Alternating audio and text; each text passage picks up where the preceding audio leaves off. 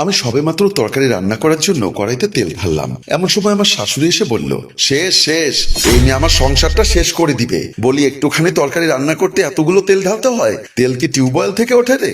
বলে উনি চুলা থেকে কড়াইটা নিয়ে তেলগুলো আবারও বোতলে ঢালতে লাগলেন। ওনার এমন কাণ্ড দেখে আমি অবাক হয়ে গেলাম। উনি একাধারে বকবক করতে লাগলেন আর কড়াই থেকে তেলগুলো বোতলে ঢালতে লাগলেন। উনি প্রায় সময় এমনটাই করেন। আমি বিরক্ত হয়ে বললাম, মা, রান্না করতে গেলে একটু তেল দিতে হয়, আমি তো আর জল দিয়ে রান্না করতে পারবো না। তেল দিতে হবে সেটা ঠিক আছে, তবে এতগুলো তেল কেন দিতে হবে? রান্না কি শুধু তুমি করছো? আমি সারা জীবন রান্না করিনি? আমি বিরক্ত হয়ে বললাম, তরকারি স্বাদ না হলে আপনার ছেলের মুখে উঠবে না, তখন দু কথা বলতে আপনার ছেলে আমাকে ছাড়বে না। তেল বেশি দিলেই কি রান্না স্বাদ হয়? তুমি কি এই বয়সে এসে আমাকে রান্না শেখাবে? হাতে যশ থাকলে রান্না এমনিতেই স্বাদ হয়। আমি যেহেতু তরকারিতে মশলা বেশি দেই, তেল বেশি দেই, তাহলে রান্নাটা তো আপনিই করতে পারেন, কেন শুধু শুধু আমাকে রান্নাঘরে পাঠান? মুখে মুখে তর্ক করবে না। অল্প তেল এবং অল্প মশলাতে যদি রান্না স্বাদ আনতে না পারো, তাহলে তোমার রান্না করার দরকার নেই। শেষ পর্যন্ত শাশুড়ির এমন আচরণে আমি রান্নাঘর থেকে রাগ করে বের হয়ে চলে আসলাম। রুমে এসে দেখি জয়ন্ত প্যান্ট শার্ট পরে কোথাও বের হওয়ার জন্য রেডি হচ্ছিল। আমাকে রাগান্বিত ভাবে রুমে আসতে দেখে জয়ন্ত বলল, আজকেও কি বউ শাশুড়ি ঝগড়া করেছে? ঝগড়া আমি করি না, তোমার মা আমার সাথে ঝগড়া করে। আজ আবার কি সমস্যা হলো? তুমি আজকে যে বাজার থেকে মুরগিটা কিনে দিয়েছিলে, ওটা আমি রান্না করছিলাম। স্বভাবতই মুরগিতে একটু তেল না দিলে গোস্ত ভালো করে কষানো যায় না, তাই কড়াইতে একটু তেল ঢেলে দিলাম। অমনি তোমার মা এসে চুলা থেকে কড়াইটা নামিয়ে বোতলে তেলগুলো ঢেলে রাখলেন। তাই রাগ করে রান্নাঘর থেকে ওনাকে রান্না করতে বলে চলে এসেছি। আমার কথা শুনে জয়ন্ত বলল, আমার মাটা এমনই, বাবা মারা যাওয়ার পর থেকে উনি একটু বেশি কিপটে হয়ে গেছেন। তরকারি স্বাদ না হলে তো তুমিও দু কথা বলতে ছাড়ো না, তাই আজ ওনাকে রান্না করতে দিয়েছি, করুকুনি রান্না। জয়ন্ত আমাকে সান্ত্বনা দিয়ে বের হয়ে গেলেন। রাতে আমরা যখন সবাই খেতে বসেছি, তখন উনি রান্না করা তরকারি সামনে এনে বললেন, জয়ন্ত, তুই একটু খেয়ে দেখ তো, আমি অল্প তেলে রান্না করেছি, খেয়ে দেখ কতটা মজা হয়েছে। বলে উনি ছেলেকে পাতে তরকারি তুলে দিতে লাগলেন। আবার আমার উদ্দেশ্যে বললেন, বৌমা, তুমিও খেয়ে দেখো, অল্প তেলে অল্প মশলায় রান্না করা তরকারি কতটা মজা হয়। বলে আমার প্লেটেও তরকারি তুলে দিলেন। আমি এক লোকমা ভাত তরকারি দিয়ে মুখে তুলে বুঝতে পারলাম তেল কম দিয়ে রান্না করা তরকারিটা কতটা মজা হলো। বিশ্বাস করুন, গলা দিয়ে যাচ্ছে না, এতটা জঘন্য রান্না হয়েছে। জয়ন্ত এক লোকমা ভাত মুখে দিয়ে আর গিলতে পারছে না। মা রান্না করেছে তাই কিছু বলতেও পারছে না। অনেক কষ্ট করে খেতে লাগলেন।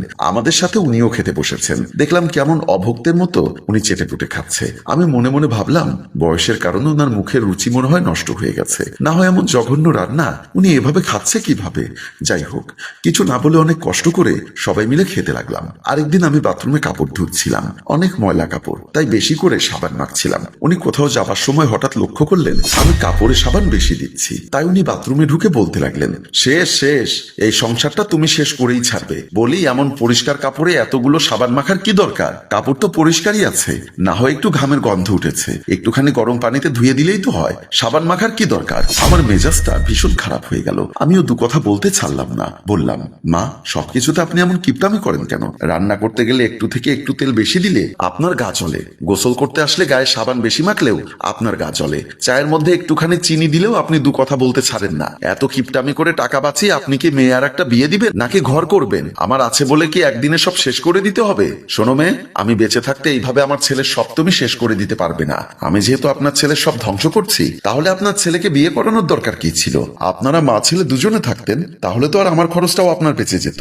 বেশি কথা না বলে কাপড়গুলো সাদা পানিতে ধুয়ে ফেলো, সাবান মাখতে হবে না, পারলে আপনি ধরুন, আমি পারবো না। বলে আমি রাগ করে চলে আসলাম। এর মধ্যে আমি দেখতে দেখতে গর্ভবতী হয়ে গেলাম। বর্তমানে আমি 8 মাসের গর্ভবতী। জয়ন্ত আমার জন্য কিছু ফলমূল এনেছে। আমি খাটের উপর বসে এগুলো খাচ্ছিলাম, আর জয়ন্ত আমার সামনে বসে মোবাইল টিপছিল। এমন সময় আমার শাশুড়ি এসে বলল, গর্ভবতী হয়েছো বলে কি এগুলো ফলমূল খেতে হবে? আমার ছেলেটাও বোঝে না, বউ তো খেতে চাইবে, তাই বলে এতগুলো টাকা খরচ করে ফলমূল আনতে হবে? বলে আমার সামনে থেকে ফলের ডালিটা কেড়ে নিলেন। আমি চুপ করে থাকলেও জয়ন্ত বলল, মা, ডাক্তার বলেছে ওকে ভালো মন্দ ফলমূল খাওয়াতে, ওর নাকি শরীরের শক্তি কম, ফল খাওয়াতে বলেছে। ঠিক আছে, তাই বলে আপেল আঙ্গুর খাওয়াতে বলেনি। দেশীয় ফলমূলে অনেক ভিটামিন আছে, এক পো আমলকি কিংবা কয়েকটা জলপাই আনলেও হয়। এত টাকার ফলমূল আনার কি দরকার? আমি মনে মনে ভাবলাম, আল্লাহ, কি দোষ করেছিলাম জানি না, না হলে কেন এমন কিপটার শাশুড়ির সংসারে আমাকে পাঠালো? আমার শাশুড়ি আবার বলল, এই ফলগুলো যে দোকান থেকে এনেছিস সেই দোকানে ফেরত দিয়ে দিবি, আর আসার সময় দেশীয় ফল আমলকি জলপাই নিয়ে আসবি, ওগুলো কম টাকায় পাবি। এমন সময় আমার ব্যথা শুরু হলো। আমি ব্যথায় কাতরাতে কাতরাতে বিছানায় শুয়ে পড়লাম। জয়ন্ত বলল, জয়নিকা, তোমার কি হয়েছে? তুমি এমন করছো কেন? আমি কাতরাতে কাতরাতে বললাম, তাড়াতাড়ি আমাকে হসপিটালে নিয়ে চলো, আমার ব্যথা উঠেছে। আমাকে হসপিটালে নেওয়ার কথা শুনে জয়ন্ত টেনশনে পড়ে গেল, কারণ জয়ন্তের হাতে এখন মোটেও টাকা পয়সা নেই। সে টেনশন করতে দেখে আমার শাশুড়ি বলল, কিরে, এভাবে তাকিয়ে আছিস কেন? বৌমাকে তাড়াতাড়ি হসপিটালে নিয়ে যা। মায়ের কথা শুনে জয়ন্ত আর মা আমাকে ধরে হসপিটালের দিকে নিয়ে চলল। গতরাতে আমার একটা পুত্র সন্তান হয়েছে। হসপিটালে আমার মাথার পাশে জয়ন্ত বাচ্চাকে নিয়ে দাঁড়িয়ে আছে। আমি জয়ন্তকে বললাম, শুনেছি হসপিটালে নাকি অনেক টাকা বিল এসেছে, টাকা পয়সার কোনো ব্যবস্থা করতে পেরেছো কি? জয়ন্ত আমতা আমতা করে বলল, বন্ধু বান্ধবের কাছে ফোন করে অনেক চেষ্টা করে সামান্য কিছু টাকা জোগাড় করেছি, এখনো অনেক টাকা বাকি। আল্লাহ জানে এখন কি করব। সত্যি কথা বলতে আমিও টেনশনে পড়ে গেলাম। তখন নিরুপায় হয়ে জয়ন্তকে বললাম, মোবাইলটা বের করে আমার বাবাকে একটা ফোন করো, দেখি বাবাকে বলে কিছু টাকার ব্যবস্থা করতে পারি কিনা। এমন সময় আমার শাশুড়ি এসে বলল, তোমার বাবাকে কেন টাকার জন্য ফোন করতে হবে? আজ দুদিন আমার শাশুড়ি এখানে আসেননি, আর এখন এসে এমন কথা বলাতেই আমার কিছুটা রাগ হলো। পরক্ষণে খেয়াল করে দেখলাম উনি আঁচলের ভেতর থেকে একটা টাকার বান্ডিল বের করে জয়ন্তর হাতে দিয়ে বলল, ধর, এখানে 1,00,000 টাকা আছে, এগুলো দিয়ে বৌমাকে রিলিজ করে ঘরে নিয়ে চল। শাশুড়ির মুখে এমন কথা শুনে আমি চমকে উঠলাম। শাশুড়ি মা এতগুলো টাকা কোথায় পেলেন? উনি আমার দিকে তাকিয়ে বলল, বৌমা, আমি এমন কিপটামি কেন করি এবার বুঝেছো তো? দুর্মূল্যের বাজারে কেউ কাউকে সাহায্য করতে চায় না। তোমাকে তোমার শ্বশুরের একটা ঘটনার কথা বলি। জয়ন্ত তখন খুব ছোট, যখন তোমার শ্বশুর মারা যায়। একদিন উনি বিছানায় পড়ে আছেন। ডাক্তার ওনাকে চেক আপ করে বলল, ভাবি, এভাবে ওনাকে বিছানায় ফেলে রাখলে উনি মারা যাবেন, ওনাকে তাড়াতাড়ি ভালো কোনো হসপিটালে ভর্তি করান। ওই সময় আমাদের অবস্থাটা অতটা ভালো ছিল না, আমার হাতে টাকা পয়সাও ছিল না, তাই ওনাকে হসপিটালে ভর্তি করাতে পারছিলাম না। আমি নিরুপায় হয়ে বললাম, ডাক্তার সাহেব, ওনাকে যে হসপিটালে ভর্তি করাবো, এত টাকা পয়সা আমি কোথায় পাবো? ডাক্তার বলল, তাই বলে কি ওনাকে মেরে ফেলবেন? আত্মীয় স্বজন পাড়া প্রতিবেশী থেকে ঋণ করুন, যেভাবে হোক ওনাকে হসপিটালে ভর্তি করান, না হলে একটা দুর্ঘটনা ঘটে যাবে।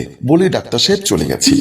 বিশ্বাস করো বৌমা, সেদিন আমি অনেক আত্মীয় স্বজন পাড়া প্রতিবেশীর কাছে গেছিলাম, কেউ আমাকে 2 টাকা দিয়ে সাহায্য করেনি। শেষ পর্যন্ত তোমার শ্বশুর বিনা চিকিৎসায় মারা গেলেন। সেদিন থেকে আমি কিপটামি করে হোক আর যেভাবেই হোক সঞ্চয় করা শুরু করি, আর আমার 2-1 টাকা করে সঞ্চয় করা টাকা আজ তোমাদের হাতে এনে তুলে দিলাম। শাশুড়ির মুখে এমন কথা শুনে কান্নায় আমার চোখ ভেসে গেল।